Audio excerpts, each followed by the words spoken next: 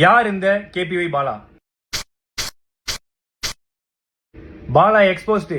பாலா வந்து ஒரு சர்வதேச கைக்கூலி. இவன் ஒரு ஸ்கேமு. இவன் மாட்டோன்னு நினைச்சா வாங்கடா அடிக்கலாம். இந்த வண்டி தான் அண்ணன் கேபிஒய் பாலா எனக்கு வாங்கி கொடுத்தது. இதை வந்து நிறைய பேர் என்ன சொல்றீங்க, வண்டி வந்து வாங்கி கொடுக்கல, பொய்யானது, நம்பர் பிளேட்லாம் மறைச்சிருக்காங்கன்னு அந்த மாதிரி சொல்றீங்க. இது வண்டி ஜெப்டோ நான் தான் ஓட்டுறேன். அண்ணன் எனக்கு வாங்கி கொடுத்த வண்டி தான். எவ்வளோ வன்மம் இல்ல. சரி ஓகே, நானும் வந்து இந்த 2 நாளா சரி ஓகே இது ஓகே இது இப்போ முடியும் அப்போ முடியும்னு பார்த்துட்டு இருந்தேன். ஒரே ஒரு படம் பண்ணேன்.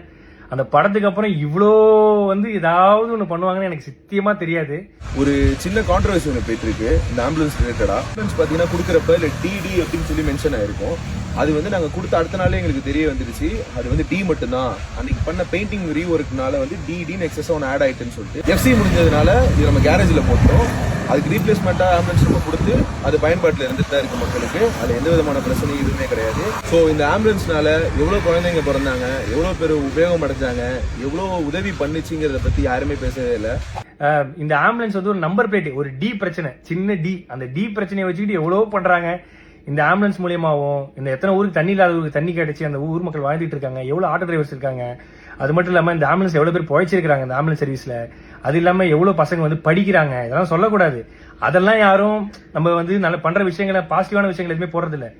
ஏதோ ஒரு சின்ன டி ஸ்டிக்கர் பிரச்சனை, அதை வச்சுக்கினியும் எக்ஸ்போஸ்டு முகத்திரை கிழிஞ்சது, அதுலயும் ஒருத்தர் போட்டிருக்காரு சர்வதேச கைக்கூலியா. ஐயா நான் தினக்கூலி, அது கூட பரவாயில்ல. இந்த ஹாஸ்பிட்டல் வந்து இவன் கட்டுறான், எப்படி இவனுக்கு உள்ள காசு?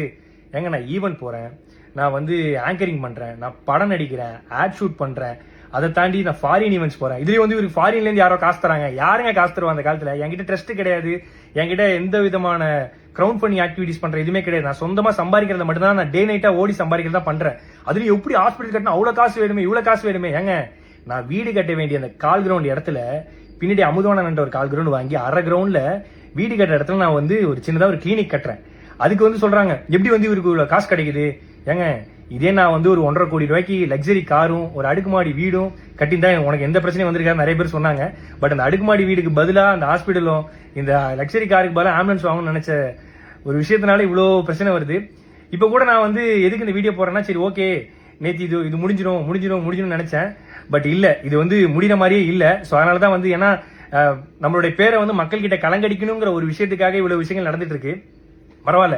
இப்போ நான் ஏன் வீடியோ போட்டேன்னா, இதை பார்த்து நிறைய மக்கள் வந்து நிறைய பசங்க வந்து ஐயோ இப்படிலாம் பண்ண இவ்வளவு பிரச்சனை இருக்குன்னு சொல்லிட்டு பின்வாங்கிடக்கூடாது. கடைசி வரைக்கும் அவங்களால முடிஞ்சது. ஏன்னா நம்மளை பார்த்து நிறைய பேர் பண்ணிட்டு இருக்காங்க. உண்மையா வண்டி ரெஜிஸ்ட்ரேஷன் பண்ண புக்கு எல்லாமே இதெல்லாம் இருக்கு. அதுலயும் வந்து வீடியோ எடுத்து யூடியூப்ல போட்டு சம்பாதிக்கிறான். நான் வீடியோ எடுத்து இன்ஸ்டாகிராம்ல தான் போடுறேன். இன்ஸ்டாகிராம்ல போட்ட காசு கிடையாது. யூடியூப் சேனல் வச்சிருந்தா தான் காசு. என் யூடியூப் சேனல் கிடையாது. ஆனா என்னை பத்தி தப்பா பேசி யூடியூப்ல போட்டு தான் ஒரு சிலர் காசு சம்பாதிச்சிட்டு இருக்காங்க சமீபமா. சோ நான் என்ன சொல்றதுன்னு தெரியல.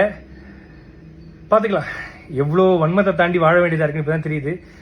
பிரச்சனை இருக்குன்னு தான் நல்லது பண்றோம். ஆனா நல்லது பண்றதுல ஒரு பிரச்சனை இருக்கான்னு கேட்டா என்ன சொல்றதுன்னு தெரியல.